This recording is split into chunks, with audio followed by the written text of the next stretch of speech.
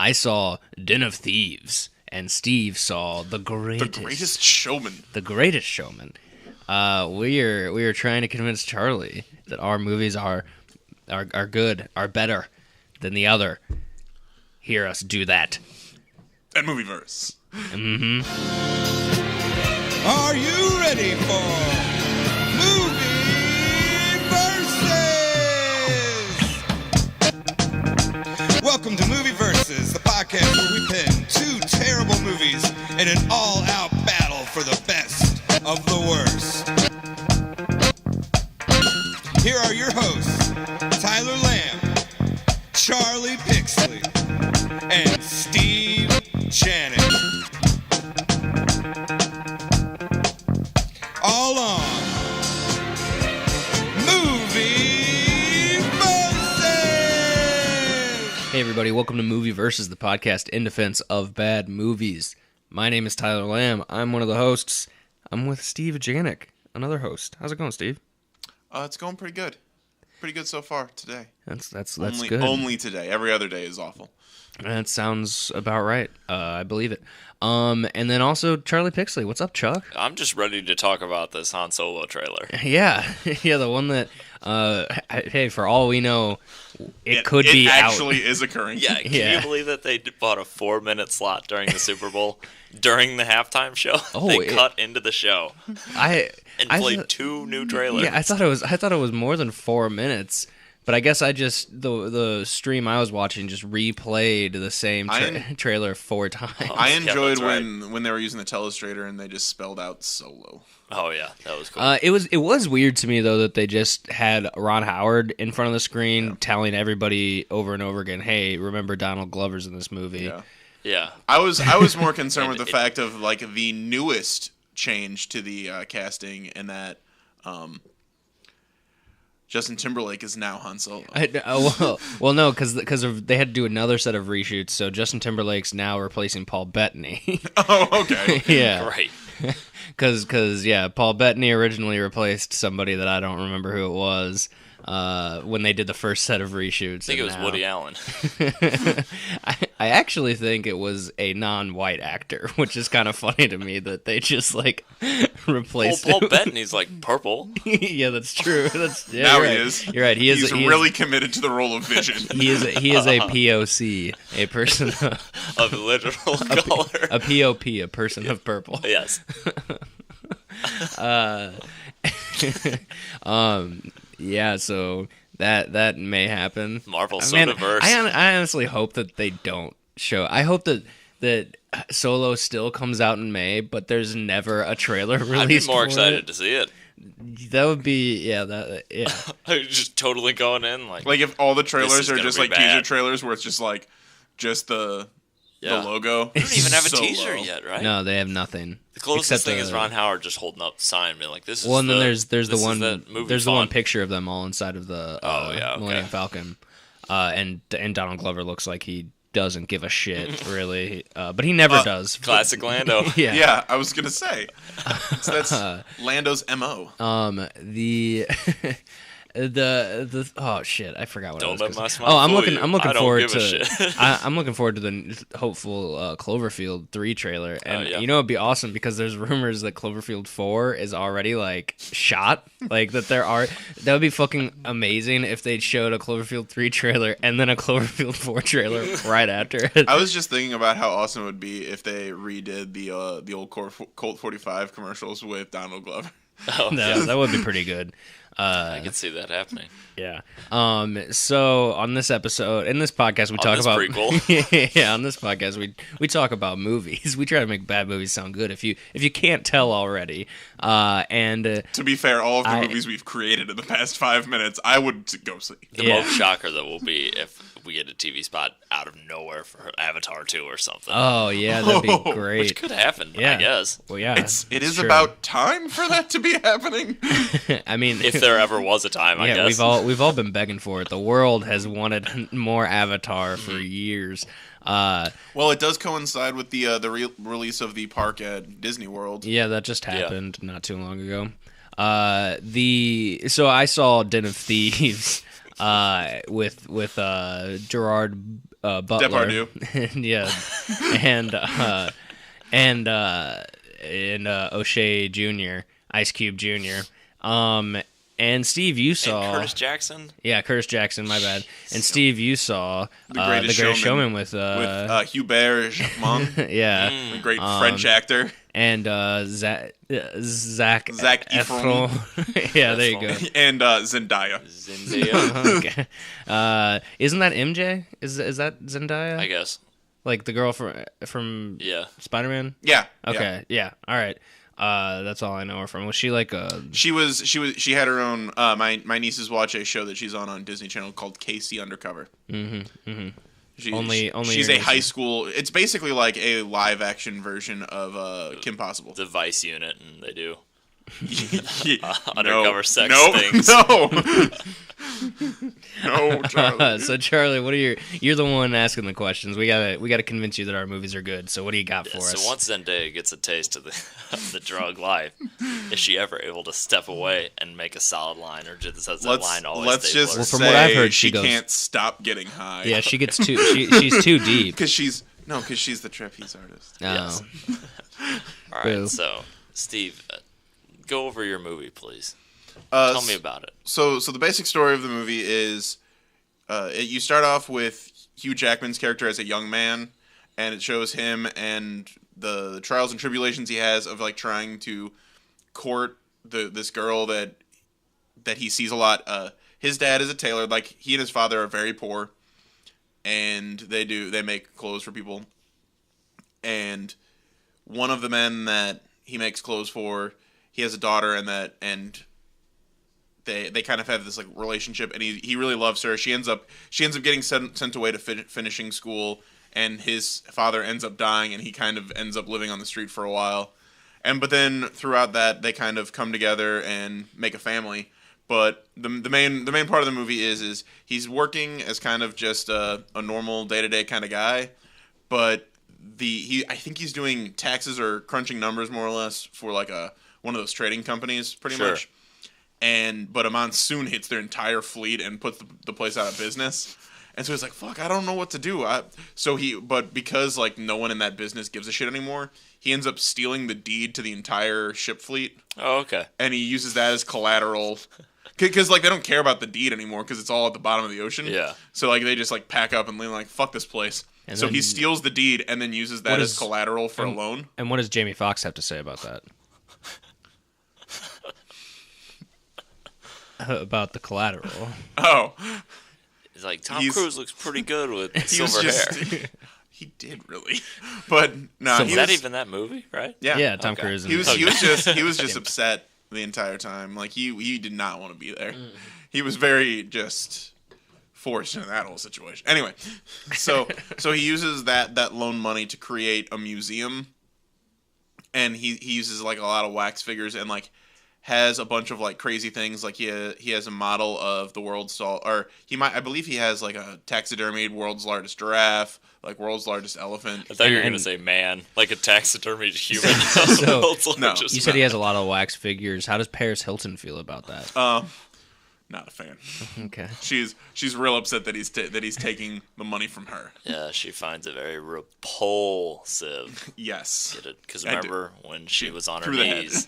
Well, you remember that phallic pole went through her head in the movie. In the movie Wax House, is that what it's called? Yeah, something like that. House of Wax? Yeah, there you go. Wax House. House of 1,000 wax corpses. Anyway, so the museum's not doing well, and that's when he gets the idea that it needs to be not just a museum. It needs to be interactive. It needs to be a big thing. And that's when he goes out and finds all of the people like with oddities. Like he goes and finds, like, while he's applying for a loan the first time, he sees a what looks to be a boy but has the voice of a man and is clearly an older person but looks like a child. So he's the first person that he signs on, and he just keeps finding more and more people. And this kind of happens in a montage. This movie is very, very heavily based on the music. So a lot of big plot things are done in like really, really cool montages that go with the music. And so this is another one where he finds like a bunch of people really quick through the montage. Okay. And then through that, you know, people in the city hate him. Like the aristocracy kind of hates him. Because he's just kind of like showing kind of and it's just unfavorable people at the time. Unfavorable people, like one, the trapeze artists are black, and that's still a big thing in culture. Like people aren't excited about them trapeze being artists. Yes, trapeze artists. So he's trying to like make it more a broader audience. He wants to bring in the rich people more or less, and that's when he brings in Zac Efron, who is he's kind of like a playboy. He just kind of lives off his parents' money. He's a purveyor of the arts. He produces a lot of plays and stuff. So he's like, what character does he play? He actually plays a character that doesn't exist in the real storyline. Gotcha. But he's just a character that he's just a ghost in the movie. He's a figment of Hugh Jackman's imagination. Yeah, but Hugh Jackman just basically brings him in, and he's like, wealthy people come to your plays even if they're not fun.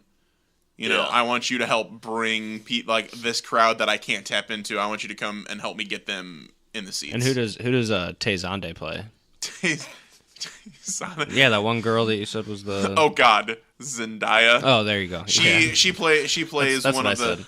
She plays Do one you of. really the, think it was Tay Zonday? No. Oh, damn, dude. No, she plays a trapeze well, artist. The voice was so similar. He'd be a carnival barker, right? No, she plays a trapeze artist that Zac Efron falls in love with. In Spider-Man, she's like, I'm in J. Mm-hmm.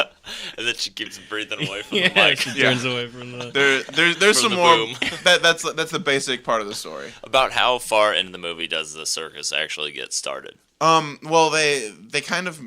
It doesn't get called the circus until one of the critics in the paper refers to it as a circus. And well, then I guess when the show starts running and not on a small scale. Or is it closer to the end or about halfway through? Or what? It's about halfway through when it starts getting big, and then they don't get to the actual traveling circus in the film. Okay. At the end, that's when they switch from building to tent. Okay, gotcha. And then that's when they imply that they're gonna move. Gotcha. Tyler. I want to ask one question before I go in on it. This movie is about, as we saw from the trailers. Actually, I think it was not as clear. It honestly wasn't as clear in the trailer to me because it made it seem like Gerard Butler was like a dirty cop, but he's not. He's really? No, he's not. Oh He's gosh. He's like a sheriff, and he has his own crew, and they're on the case of a bank, people who are robbers. So there's two groups so he's kind of trying to figure out what they're doing, what their purpose is, why they stole these specific things. Okay. And trying to catch them and stop them. A real and Ocean's I don't 11. Could have fooled me. Yeah, no, I was pretty surprised too because when he first came out, I was like, wait, I thought he was working. The trailer made it seem like he was working with. Some of the robbers at least or something. Yeah. But that's not the case. And I don't know how detailed you want me to go into what happens in the movie because the plot of the robbers pretty much starts it's pretty much the movie. Their plan is pretty much the movie. Yeah, I want to hear about it. Okay. So it starts out with them robbing a armored car.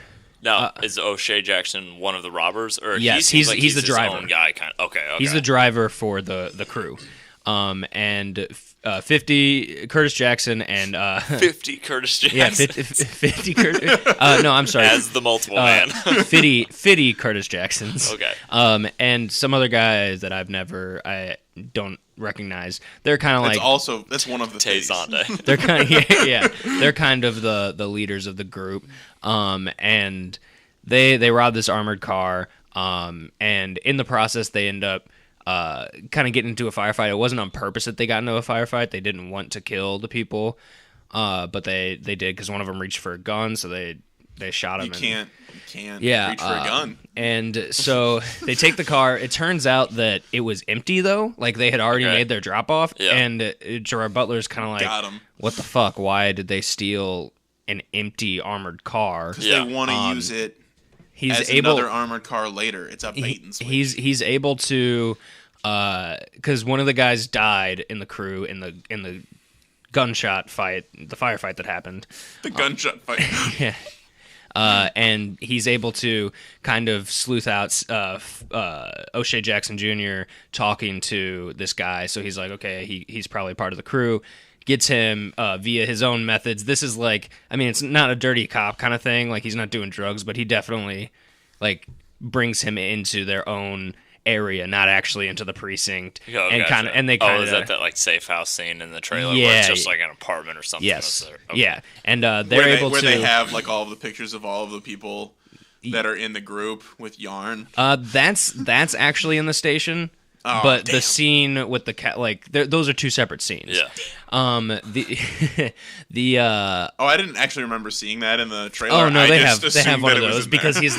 he's like who's the leader, and they have a picture of a silhouette with a question mark over it. Oh man, I was hoping it was like the no picture added from Facebook. Just like No, it's the Arrow sketch. Well, it's the no, the hooded vigilante. It's the no picture thing from Facebook, but it's that one that some people use where it has like a little bug on the screen. So, so everybody keeps trying to swat at the bug. There are still people doing it, actually. That's pretty cruel.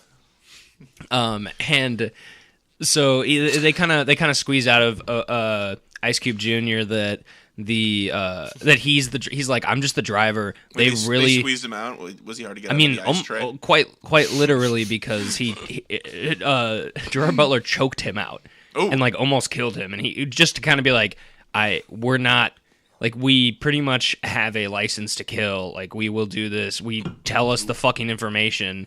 And he tells him, he's like, okay, so I'm just a fucking driver. They don't tell me shit, really.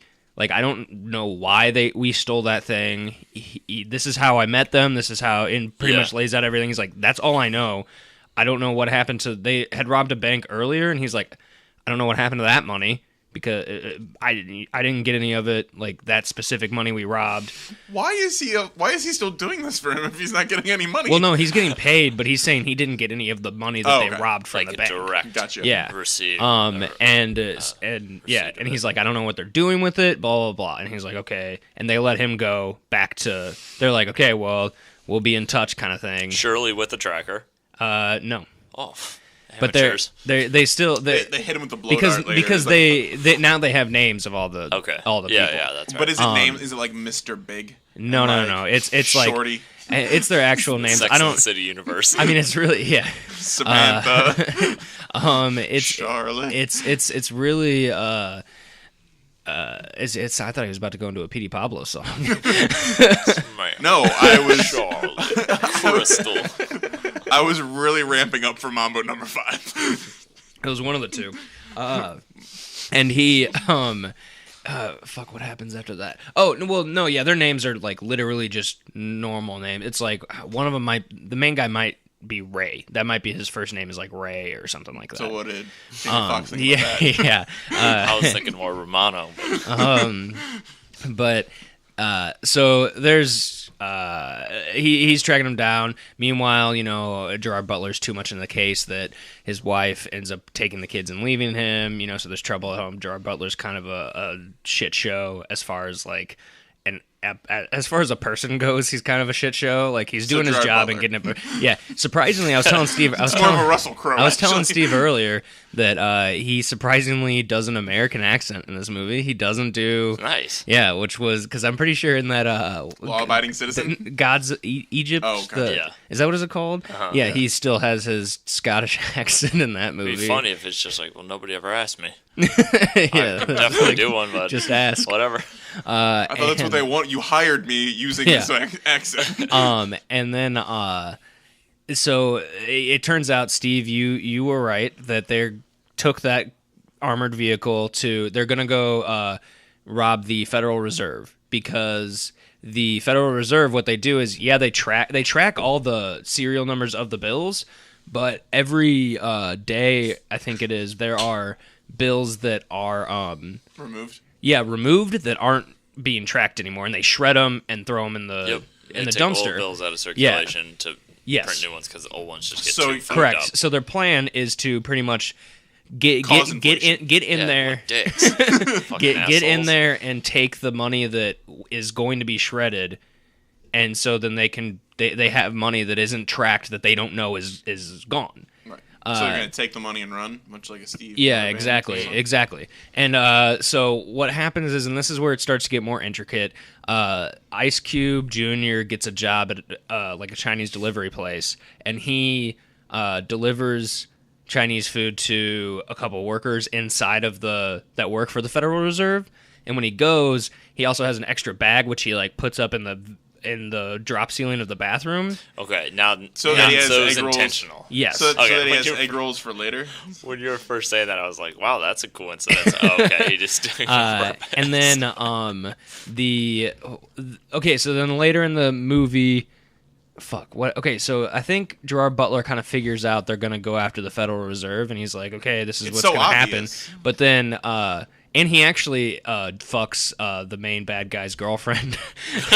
Yeah, it's funny because he like the guy comes home and his girlfriend's like naked and runs off, and then Gerard Butler comes out of the bathroom like buttoning his shirt, and they just like kind of look at each other, and the main bad guy kind of like looks back at him and walks past. But then you find out that was kind of a setup. Like that guy had the girlfriend do it because to get Gerard Butler's phone number, so that he could like call him later and like fuck with him even more. So they go and they start robbing a bank, like just straight up robbing a bank. Just go into it and like shooting out stuff. And they're like, "Love mean anything?"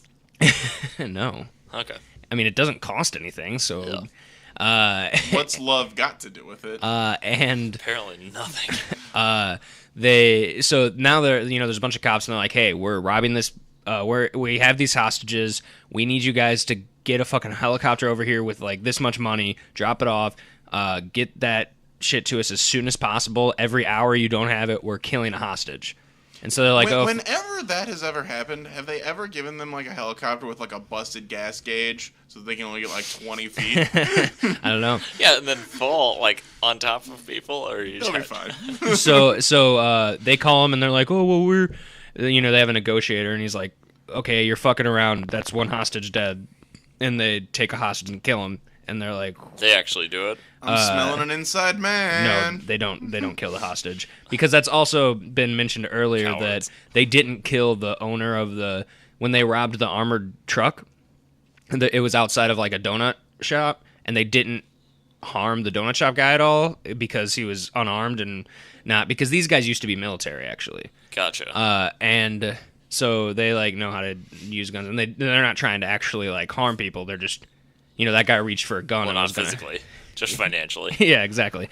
And so Gerard Butler's kind of like, what the fuck? That's like not their MO. What are they doing? I don't understand what's going on. And then this kind of like bomb thing goes off, and they're like, fuck, they just got into the vault. Gerard Butler kind of realizes. Lines. Yep. Gerard Butler's like, wait. Hold the fucking phone, and he's like, I'm going in, and the other guy, like the cops and the other FBI staff are like, what the fuck are you doing? He's like, no, I'm going in. Going rogue. And his team goes with him. They're like, we got to back him up, and yeah, Gerard Butler goes in there, and they're fucking gone, and there's just a hole in the ground. He's like, motherfucker. I should be a cop. So then the guys get to the reserve, and they're able to get in with the armored vehicle. And what they did was they took money from they did take money from the bank, but they're using it as a like, hey, we're from this bank and we're here to drop off money at the reserve. And so they're able to get in that way. And O'Shea Jackson, what a shitty security system. Do they take the money from the bank and burn it so that they're not adding too much money to the into circulation? No. Oh, these guys are assholes. So they have those big boxes, with money in them, and it turns out O'Shea Jackson Jr. is inside of one of the boxes, and they bring it in, and they're able to cut the power. They're able to cut the power line, and O'Shea gets out with like a little EMP thingy, and starts putting money into the bags and throwing it down the dumpster thing, so then they can just get it from the dumpster. And he goes back in. He goes through the vents. Like the chillest Federal Reserve I've ever heard of. Yeah. He goes into the vents with all those open windows. Well, no, it's the trash can that the shredded stuff was going to be going gotcha. down. Oh, yeah. So like he's at that station and he's taking the money they're about to shred and throwing it. Gotcha. Yeah. And they put it in different colored bags so that they could. Does he also slide down that chute at some point? No, he goes through a vent because he kind of like found the floor plan and went through the vents and came out in the bathroom, grabbed that bag because those people ordered another Chinese thing, and so he like went in, gave them their food, and left as a like their week I was Chinese here. Food? Yeah, one of the ladies like, no, fuck this, I'm getting my money back because she's like, this tastes awful. But that happens in the movie. Yeah, she's like, and she calls security. She's like, hey, get this guy but he like already left. So that's how he like is able to leave fine. And I guess they have they keep track of the dumpster truck that picked up the dumpster that was gonna have the money in it, and they follow it to the landfill. They're like, hey, get the fuck out of the car, we're taking this shit, and they grab the bags and they go to they're going back and they get stuck in traffic. Meanwhile, this whole time, Gerard Butler was going to the Federal Reserve, and they spot O'Shea Jackson Jr. walking outside, and they're like, there's that motherfucker. Grab him. They grab him, throw him in the car, and they're like, where the fuck are they going? Where is everybody? And he's like, they're going to the landfill, blah, blah, blah. They get there. They're in the same traffic jam as these guys, and they're like... Sounds like a great time to open fire to me. Yeah, that's what they decided. They got out of their cars, and they were like telling everybody to get down, and they so it was got essentially into the end of Dog Eat Dog. Yeah, they got into a firefight, and there were no survivors. Yeah, pretty much. Gerard Butler and like one or two of his crew members survive. Everybody gets shot, I think, at least once. Okay, so if the only people that survive are people on Gerard Butler's crew, do they find the bags of money? So they pull out the bags of money, and it's all shredded money. And they're like, what the fuck? Like, why did they grab shredded money? Boy. Like, what the? And then it's already gone. I don't. This is like the end spoiler wrap up. I don't know if I want to hold off for now. Yeah. So I'm gonna. Sorry, I said that was kind of long, but like I said, like the movie was was the heist. Yeah. So I'm gonna pitch you both a question and give you some time to think about it. Then I'll give you another easier one. Okay. So for you, Steve, it would be if all the characters in your movie were performing a heist, what would they be stealing, and how would they use their oddities to help them? Mine's gonna be something like if they put on a circus. Correct. Who would be the bearded lady?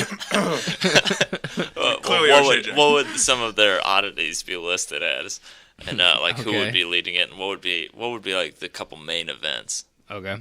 Come around the world to see whatever. To see Fitty. Yes. Perform in the meantime, I guess, what was the most unexpected thing about it? So, other than, I guess, Tyler, for you, the Gerard Butler thing, but something that you saw, and it could be from a storytelling standpoint, or something that you weren't expecting for this type of movie. Okay. Would either of you like to go right now? Well, there's a scene in my movie that is very reminiscent of Bad Boys 2. Okay. There's a scene where I just lost. There's a scene where we cut to Curtis Jackson's home life, and his daughter is, I guess, about to go to prom. And the guy comes in and he's like, hey, and I'm quoting him, so this is probably gonna sound stupid because I'm the one saying it. But he's like, hey, let me holler at you for a second. And they're kind of like, oh, Dad, and he's like, no, yeah, come here. And the mom's like, it'll just be a second, don't worry. And he's like, come. And the garage door, like the door to the garage is like right there. So he's just like, let's talk, just us two for a second. He brings the guy in, and all of his like, pretty much like they look like jail buddies. Like they're all in, tank tops and fucking ripped and super buff are standing. There's probably like 10 dudes just standing there. And Curtis Jackson's like, so for 16 years, it's been my responsibility to, for my daughter's safety has been my responsibility. So, just letting you know that you better not fuck up because, explain to him. And one of the friends starts like shouting at the guy in another language. He's like, and I don't know what language it was, but it was like a really big guy, and he's just yelling at him. And one of the guys stops. He's like, "Oh no, hey, calm down." What he's saying is that he's really happy that he likes you a lot. And the kid's like, and oh, okay, cool. Yeah, Curtis Jackson's like, so 11:30. It's like, yeah, 11:30. And he goes, back, and everybody obviously starts laughing, like, oh fuck, we got him good. So Steve, I thought that was interesting. Yes. All right. This one, it's kind of not that unexpected of a thing, but this movie, Great. but this movie kind of wore its heart on its sleeve, like in the trailers and everything. Like it was a lot about like dreaming big and what you can do, and if you don't like compromise for whatever it is you want to do, Or if you don't shave, or if you don't shave, and about embracing like the differences. So like a lot of that was very clear, but Barnum takes the whole troupe to England to visit the Queen at one point, and he meets the most famous opera singer in Europe. She's selling everybody out, and he goes and asks her to come to New York and perform at his theater. And when she asks him why, he's like, I spend all of my time, people come to my show to be hoodwinked. I kind of want to give them something real one time. And what ends up happening is they go out on the road.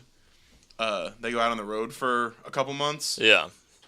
And there's a relationship that kind of buds between them. Was the other lady still in the picture though? Yeah. Oh. He's with his he's married to his wife. But the reason they kind of start to get this relationship. Hold on. He's married to his wife? Yes. Whoa. Bastard. No, so like but he's not really interested in a relationship with this woman, but there's this weird kind of connection that they have because Barnum, he came from nothing, and people just like always look down on him, and this opera singer, she was born out of wedlock, and so like lots of people look down on her there. So he has this weird relationship with her because his wife like just does not understand what it's like, and can't connect on that level. Yeah, and he ends up taking her. He goes on the road with her. No, he goes on the road with his opera singer, and he's still like he's not cheating on his wife at all. Emotionally, though, it sounds like he is a little bit emotionally, but then the opera singer falls in love with him, and it was just like it was nice that it wasn't like he's cheating on his wife with this girl, and then like he comes to his senses. Like he is kind of emotionally cheating, but like there's just a point where he's like, I'm doing this for my family. I want to be with my family, not here. Okay. So it was nice that they didn't. He denies her love. Yeah. Okay. And it was just nice that it wasn't like the easy out of like they go out on the town, like they go out for months, and it's like their little secret hideaway from the wife, so that how you normally would expect that to go. Of like he's like, I'm gonna take her around, and it's all for you, babe.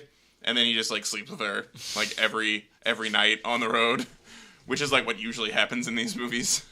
Yeah. Okay. That is interesting. Are you guys ready for your other question? Steve, are you ready? Can you go first? Yeah, sure, I guess. Okay. I feel like this is gonna be shitty, but if you want a little bit more, I have a joke answer to it. And I mean, is it all joke answer? No. Like I would have like a real answer. Like the joke answer would be like, they're stealing our hearts.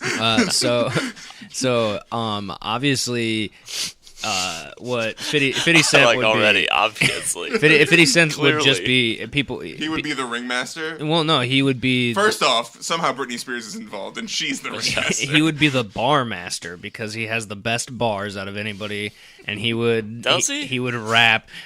He would just recite every single lyric to Get Rich or Die Trying. I was thinking he just would keep spelling PIMPGANGSTE. I'm saying he's doing it spoken word form with no beat. Oh, okay. And as if with a little bongo. Gotcha. He's like, it is no, what is it? Shawty, it's your birthday. How is he doing a rap? And A spoken word version of a rap He found song? a way. I'll take you to the candy shop. And the other, O'Shea Jackson would obviously also be a trapeze artist, and because of how limber he is, Nah, he's the grease man. And Gerard Butler would be the ringmaster, also the lion tamer, because I feel like he just does that in his free time. Also the lion. Yeah. And I mean, I don't know the other actors' names, so it's really gonna be hard. But the there's an FBI guy who's like kind of an asshole to Gerard Butler, and he'd be the guy who like shovels the elephant shit. I thought you were gonna say world's biggest asshole. Yeah, I don't know. I'm done. There are no elephants. He's just cleaning up shit. Uh-huh. All right, so for mine, it's gonna be actually part of the movie. So they go to England to perform for the Queen. Sure. But instead, they're there to steal the crown jewels. I was gonna say, but it turns out they stole an armored car that didn't have anything in They're it. like, what's this? So the bearded lady jumps down onto a seesaw to rocket the little general into the window, and That's his name is Little General? he's that's essentially cute. he's dressed up like Napoleon, Oh, that's funny. and he rides horses and or elephants. Wait, is it a dwarf or is it just a very small old man who looks young? No, he's a small older. He's like 20 something. Oh, I thought you meant he was like 80 or... No. He's like 20, but he looks like he's like 7 or 8. Gotcha. But he has the voice of a 20-year-old. Okay. Like his voice is similar to mine. Okay. But You're not a 20-year-old though. I'm 20 One. older. No. My voice sounded like this when I was 20-ish. I know. I'm just giving you shit. So the little general gets launched into a boy's bedroom who's reading a Playboy magazine. And he goes, "Thank you, God," just like out of Animal House, right? No. Oh, okay. Definitely not. So once he's in, Does he put mashed potatoes in his mouth? And then... No, he doesn't turn himself into no. But since the general, like he Little general in his act, he has like pistols. So Little pistols. Yeah, instead of blanks, he uses real bullets. Takes out the guards. Once he's in there, the window's now open. The trapeze artists fly through the window to help get him out because he can't reach the window anymore. Okay. The world's tallest man reaches up to grab the jewels and bring them down, while the dog-faced boy does his best Hounds of Baskerville impression. Okay. to alert any other to keep any other guards from being alerted. Also Zac Efron is there.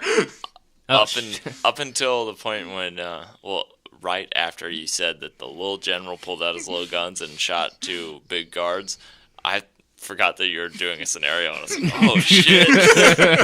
This movie is awesome. I was like, damn, that's crazy. I gotta look that up as soon as this is over. Then it's like, damn. I played myself. So points off Steve. For making up the best movie ever. Best joke in your movie. Ooh. Same to you, Tyler. Mm-hmm. Best joke. Were there any funny Les Mis death scenes? There wasn't a Les Mis death scene, But Russell Crowe was in the movie. But Zac Efron, well, it wasn't. So at the very beginning, it was when he's trying to like make the girl laugh, the girl that he has a crush on. When they're both kids, she's like learning how to be a proper lady, and he gets her to laugh, and she like spits tea all over the room, and he was like, ugh. No, he thinks it's funny, but her dad gets real pissed, and like to keep her from getting in trouble, he's like, "I'm sorry, sir. It was my fault. I made her laugh." And he just looked at her, and her dad looks at him and is like, "Thank you for being honest with me," and then just slaps him real hard. And it was just really funny because it was super awkward. Like I was not expecting that at all. So that was funny. I know it's not a joke. But there weren't a lot of jokes happening in this movie. Funny moment, I should have said. It would have been funnier if you would have just kneed him in the nuts or something. Mm-hmm. It was close. That's classic highbrow humor, though. Yeah.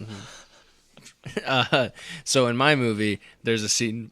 It's another kind of action thing, and it's not like, roll on the floor laughing funny, but it's when O'Shea Jackson Jr. is talking about how he got into the crew. Okay. It's like a flashback kind of sequence, and he meets up with the head guy, who's this like buff looking dude who like he's supposed to look intimidating, and he's like, yeah, show me you can drive. And O'Shea, they get in the car, and he's like, you should probably put your seatbelt. And Rihanna's Shut Up and Drive comes on. Yeah, and he's like, you should probably put your seatbelt on. The guy looks at him like, psh, like, I'm tough, you're not shit. And then it gets to a point where like O'Shea's doing like some crazy tricks. Front flips and yeah, stuff. like 360s and no scoping people. And it shows the guy like put his seatbelt on, and it was just, I don't know, it was just a little like I chuckled. Quick little gag. Yeah. Did you actually or did you just like breathe out of your No, nose? you're right. I probably just went. But I mean, other than that, I did kind of. I mean, I don't really like that whole super protective dad stereotype thing. Yeah. But I thought that it was the way done. Ice Cube got his son this job. But the way that, the way they did it in this movie, Nice, the way that they did it in this movie, I thought was pretty funny. I mean he looked like he was. I think they said he was Hawaiian, so I don't know what language he was speaking. Probably. But do they have their own language? Yeah, dude, you didn't know. Aloha? Oh, yeah, you're Mahalo. right. I'm a fucking idiot. But no, I thought that was pretty funny, how he was just like screaming at him. The guy's like, he means that he likes you. Sure. But I had already said that, so I told you the seatbelt gag. Can we go into spoilers, like the very end, I guess? Or actually, no, because you don't really have spoilers for I yours. mean, So mine's you like you just kind of like know where So you it's want to hear going. the spoilers for my movie? Yeah, I then? want to hear spoilers for yours, and then Steve, I want to know if they totally glamorize the whole thing, or if they ever show Barnum. It's Barnum, right? Yeah. It's kind of Ingmar Burnham. Wow. Kind of being like a dick to the people at all. Okay. So they find all the money's shredded. They're like, what the fuck? They go back to their car, and where O'Shea Jackson Jr. was handcuffed, he is now gone. There's nobody there. The handcuffs are just hanging there. This is actually at the end title card. Now you see me 3. No, then they're like, man, it doesn't make sense. It couldn't be him. He walks with a limp all the time, and then it shows him These walking. guys are so It shows him walking, and all of a sudden he's walking straight up, and he gets into a car. Wow. No, I mean, that's pretty much the twist, is that O'Shea Jackson was actually the mastermind of everything. Okay. And I think so much so that the people in the crew weren't aware that he was masterminding it. He knew that he kind of had buddies that drove the because he was a bartender, and so they set that up as he knew a lot of people because they would come in and he had buddies that were dumpster truck drivers, and he kind of like did a little switcheroo with the dumpster trucks, where another dumpster truck came out, and the one with the actual money did a different turn than they were expecting. Classic. And so he knew where that was going. And they figure all this out. Actually, I don't know if they actually figure it out, or if it shows this is what happens. Know what happened. And then it cuts to London, where you see O'Shea Jackson Jr. working at a bar with a beard and a British accent. Ooh. And Really? Very nice. He's like, oh, good day, governor, one beer. Can I get you a beer, bruv? Yeah, he's like, oh, no problem, fam. Sorry, a lager. Yeah. You work at the diamond shop, right? And then, yeah, it's like, cut to credits, directed by, whoever it was. All right, Steve. So, after he brings back the opera singer, he brings in, the entire crowd of people. Like, he brings back the rich people into the back to like meet the opera singer. And when that happens, the other acts come up and they're like, man, she's a really good singer. Like, we want to come in and meet her. And he's like, no. He's like, you're going outside. Like, he's like, if I let you come in here, then people aren't gonna pay to come see you. Like, if you're just out in the world, we lose our edge. And so that's when he kind of veers away from focusing on them. And at that point, Zac Efron is kind of like dealing more with them, and he's kind of pushing them away and kind of ignoring them, and then that's when he creates the opera singer taking her on the road, because he doesn't take any of the other acts with her. It's just her singing on the road. Yeah. And that's when he starts like treating them real shitty. Interesting. Okay. I don't really think that I have any other questions. Okay. I think I've come close to making my final decision. Yeah. I don't know if there's anything else do you guys specifically. have final thoughts? I don't know if there's anything else in the movie that happens specifically that I feel the need to bring up. I mentioned Gerard Butler's home life stuff, and they show some of the home life from a couple of the robbers to just kind of characterize them a bit instead of just being, hey, these are people. There's a scene where Gerard Butler sees that the crew is out to eat at like some restaurant, and Gerard Butler like straight up just goes up to O'Shea Jackson Jr. and is like, oh, hey, what's up, man?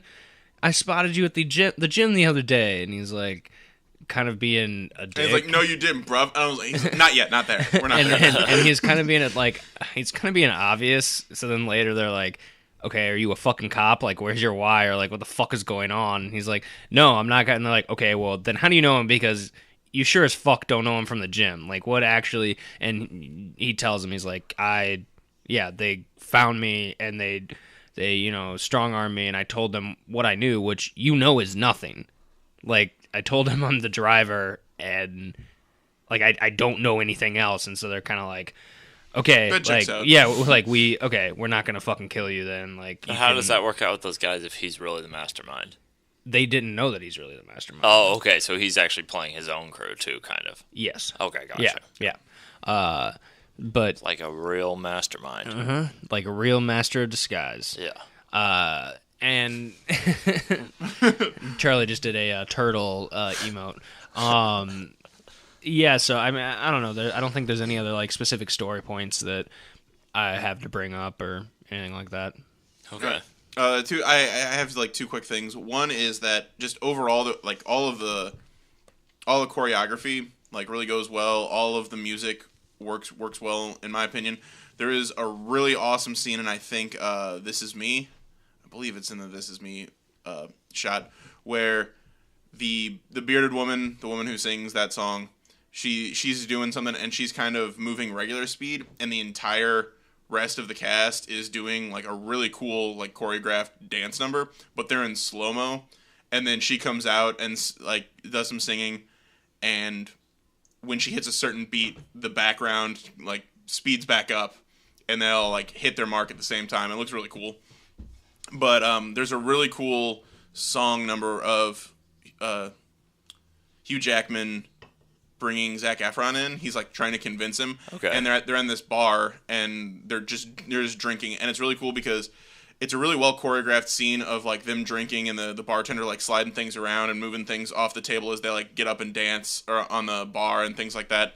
But there's a lot of subtle hints of like Hugh Jackman regulating how much he's drinking and how much Zac Efron's drinking, so that you can like it's hard to notice when you're first watching it, but he's like not drinking as many shots. He's like pouring heavier for Zac Efron, and It's all happening while the whole music's going on. They're like doing dance numbers and coming back to the bar and going around. It's a really cool scene. Gotcha.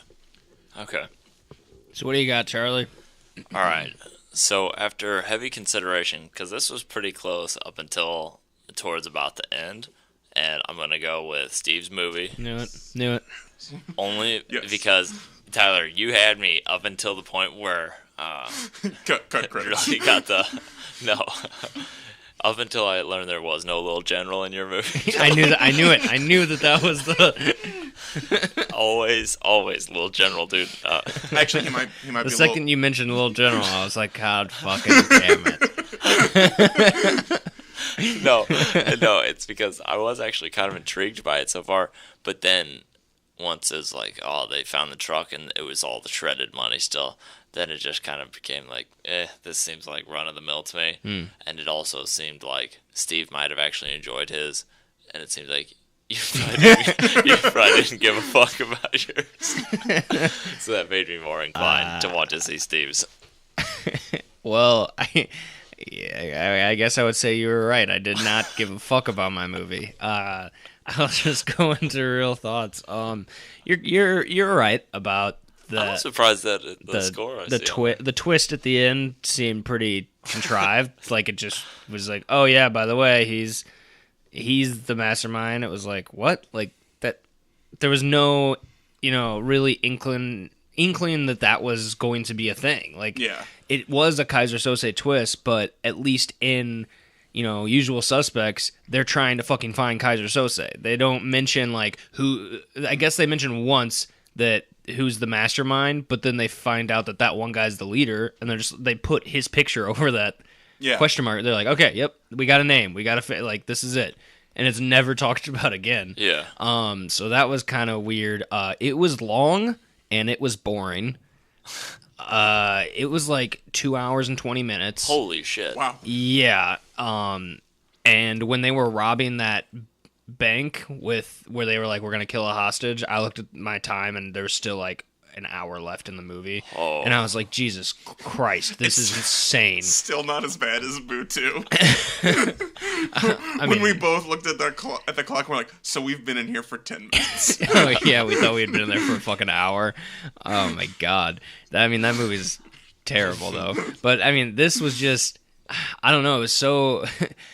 When they go to the crime scene at the beginning, all of Gerard Butler's crew is just wearing, like, normal clothes, which I guess I get that like detectives don't wear beat cop type uniforms. They still dress up though. They have to have tennis shoes on so they can chase down perps. Yeah, but they literally just looked like normal dudes. They didn't even have like a badge showing or anything.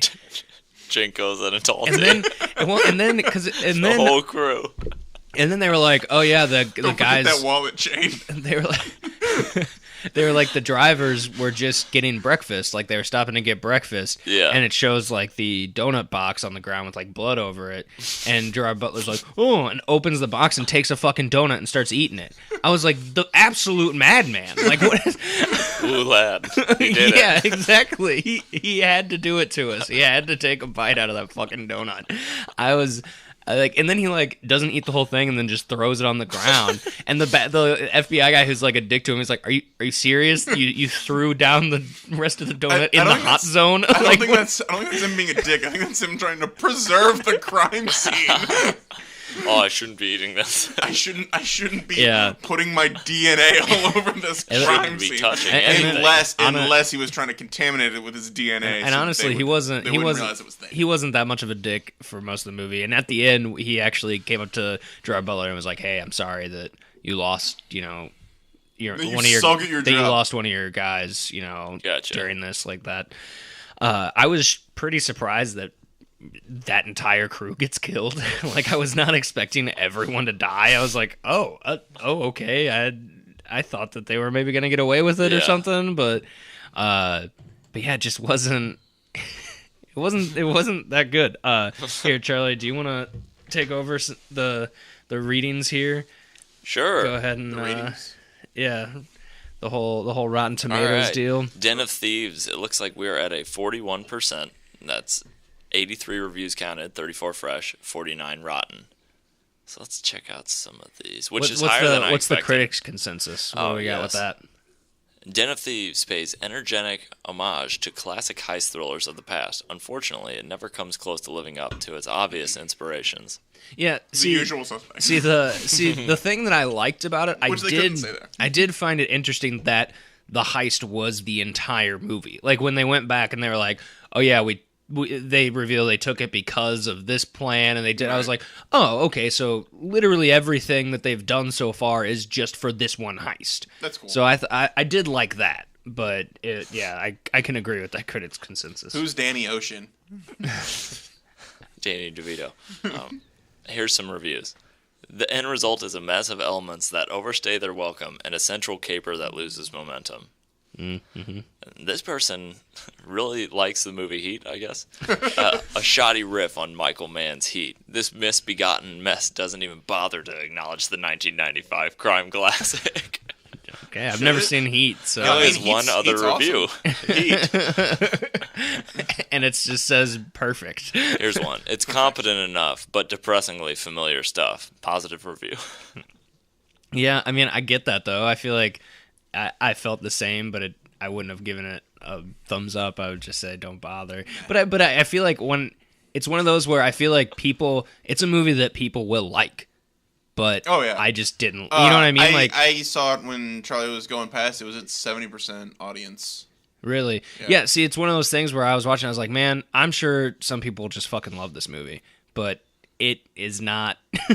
I am not. I'm not really having. I did not understand why they showed the Gerard Butler family stuff. Like it was pointless. The 50 Cent stuff was pointless. What about Gerard Butler banging his girlfriend? That was funny. That did sound funny. It was. That was when I was still going to pick your movie. I got 2 more reviews that were interesting. Here's another one from a different person. Mm-hmm. The loser is the audience for Den of Thieves, an over-the-top crime saga, mainly indicating that its writer-director has seen Michael Mann's Heat too many times. Man, maybe I should watch Heat. Yeah, and then Heat's good. A positive review. Now, this one is really glowing. Den of Thieves may not be as moody as To Live and Die in L.A. or as clever as The Usual Suspects, but it works well on its own terms. As for Butler, it's like discovering him all over again. He was actually surprisingly good. It looks good in the trailer. Yeah. That was a really good critical yet positive review, to be completely honest. I thought it was funny because in the trailer, you know how he's like, I'm not leaving here in handcuffs, and he's like, well, it just so happens I didn't bring my handcuffs. And when he kills him, he's dying, and the guy goes, told you so. And Jarrah Butler's like, yep, you got me. You did. And it's kind of funny. But it was. All right, for Greatest Showman. Well, do we want to hear final thoughts, Steve? What did you think? I really liked this movie. I thought it's one of those movies that Hugh Jackman says people come to my thing or to the circus for fun. Like, they're not here for anything deep or interesting. They're just there to have a good time and leave. And I feel like that's what this movie was. Like, it wasn't trying to be this deep. I mean, it had some good messages, but it was there to be fun, and it really embraced it. I was telling Tyler and Madeline this earlier that I think they should have just went all in on rock opera, because the non song scenes were somehow all of the musical scenes felt real fluid, but when they weren't doing that, it either felt a little too slow or a little too fast. Yeah. And if they would have just kept it going, I think it would have really bridged the whole thing really well. Gotcha. One of the better musical movies to come out? I mean, I really liked it. Okay. I had a good time. Compare it to Rock of Ages. I haven't seen Rock of Ages. So you're like most people. All right, so The Greatest Showman is at a 55% with 200 reviews counted, 109 fresh, 91 rotten. So that's pretty damn split. Yeah, that's 90% audience score. The critic consensus is The Greatest Showman tries hard to dazzle the audience with a Barnum-style sense of wonder, but at the expense of its complex subject, far more intriguing real-life story. I mean, I get it was kind of a fluff thing, so I get where they're coming from.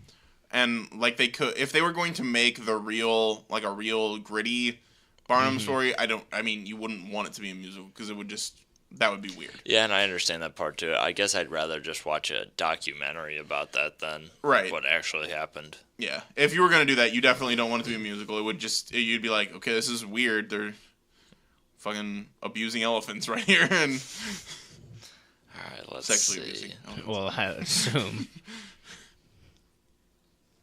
Historians now agree that Barnum wasn't the one who said there's a sucker born every minute, but it's hard to escape the feeling that you're being sold a poptimist bill of goods here. Okay. Yeah. Okay. Let's see. Trying to find a positive one. Oh, here's one. Here's one. An old-fashioned show. I will say that I could see people having problems with, because I had a little bit of a problem with it myself, where they were kind of adding in contemporary-ish music and dance into the whole experience. I could see how people are like, this, it's kind of taking me out of the whole experience. That should have read an old-fashioned show for an old-fashioned guy with an old-fashioned drink. Oh man, I'm such a comedy genius. All right, here's one. It sounded more like marketing. This is a positive review. I love beautiful, well-crafted, profound musicals with cleverly rhymed lyrics. Fortunately, I also enjoy shallow, throwaway puff pieces with catchy tunes, lyrics that are purely functional, and dead-end subplots. Damn. That was positive? Yeah. That does. I will say that's true. Like the opera singer, like she ends up kind of, I don't say trick, but like she kisses Barnum on the lips at one of the performances, like right when he's leaving, because she kind of reveals that she's in love with him, and then she just immediately is like, I quit, and then we just never see her again. Here's another. This one is like crazy, savage, negative review. It's lacks a sense of humor. That's it. All right. That's like one of the top reviews on there.